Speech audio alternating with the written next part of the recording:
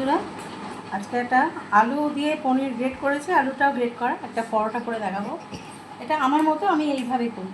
এখানে আলু আর পনির দুটোই না গ্রেট করা আছে। আমি তো শুধু দেখাবো, এইভাবে করলে আপনাদের পুরটা বেরিয়ে যাবে না। এটাকে অল্প একটুখানি নেড়ে চেড়ে নিলাম। এবার এর মধ্যে দিচ্ছি কিছু মশলা। নুনটা দেবো। এটা হলো জিরে ধনে গুঁড়ো, সেটা মানে ডাস্ট করেছি, সেটাকে হালকা আর কি ফ্রাই করে ডাস্ট করেছি। এটা হলো আমার বানানো কিছু মশলা। আর এখানে কালো জিরে জিরে জোয়ান দিচ্ছি, খালি রাঁধুনি বলছি। তো এটা আমার পরোটাটার মধ্যেও কিন্তু দেওয়া, যখন মেখেছি আমি ময়দাটা তার মধ্যেও দেওয়া, তো আমি এর মধ্যে একটু দিয়ে দিলাম, ভালো লাগে জোয়ান আর কালো জিরে। এবার এটাকে আমি মেখে নেব।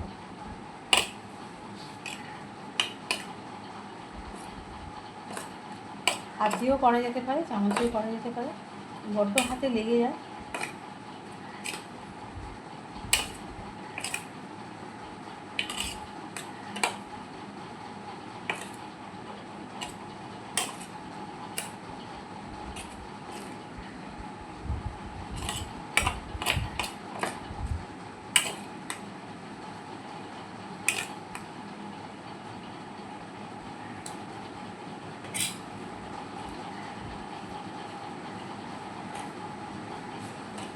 আমি কীভাবে করছি দেখুন, মাখা হয়ে গেল মোটামুটি, ঠিক আছে।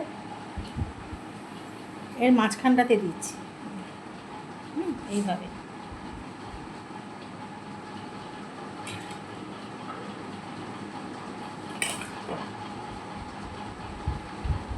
এটার পরে আরও 4টে করবো। আমার আলু সেদ্ধ করা হয়ে গেছে।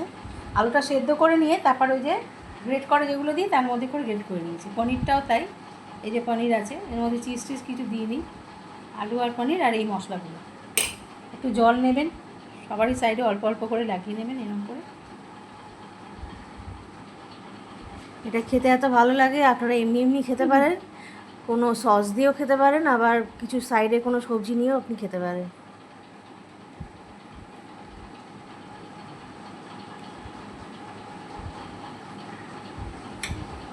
পুরো কভার করলেও হয়, না করলেও হয়।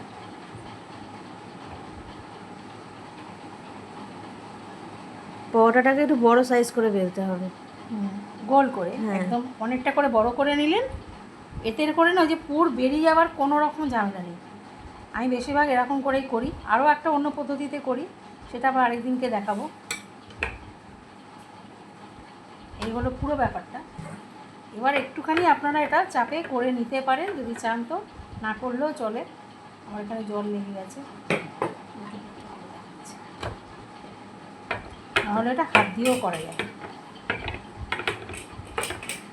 এটা কোনো মতেই আপনার পুরটা বেরিয়ে যাবে না, একদম মানে 100% বেরোবেই না।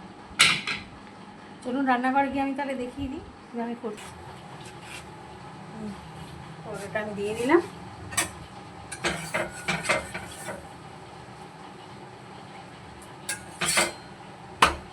এটা আমি কিন্তু কফি দিয়ে খাবো, একটা খুব সুন্দর কফি বানাবো। কফিটা বানিয়ে বেশ প্যানা প্যানা কফি হবে, তার সাথে এটা খাবো। আরও দুখানা করা হবে। অল্প তেলেই আমরা ভাজি এটা, আপনারা যতটা তেল খাবেন সেইভাবে ভাজবে।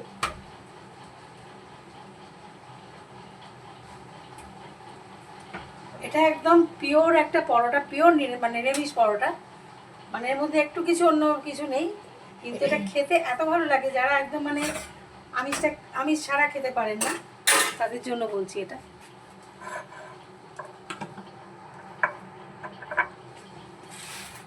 আজকে আমি এটা ঘিতে বানাবো।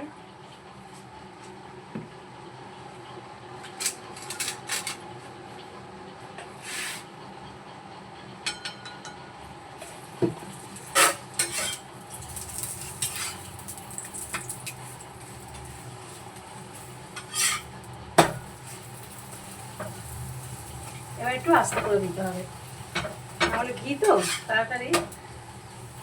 দেখুন কত সুন্দর একটা কালার হচ্ছে।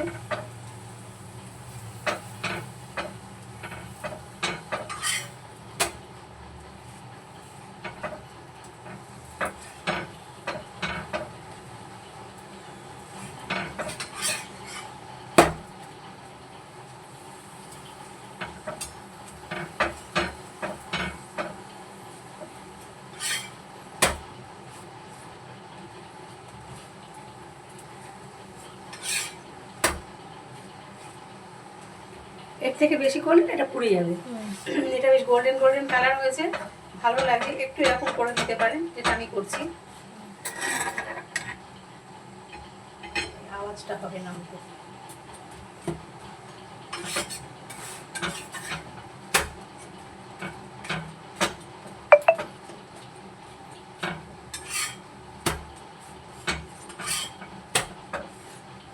এটা আমি এখন স্লো করে দিচ্ছি, কারণ এরপর আর কয়েকটা করবো।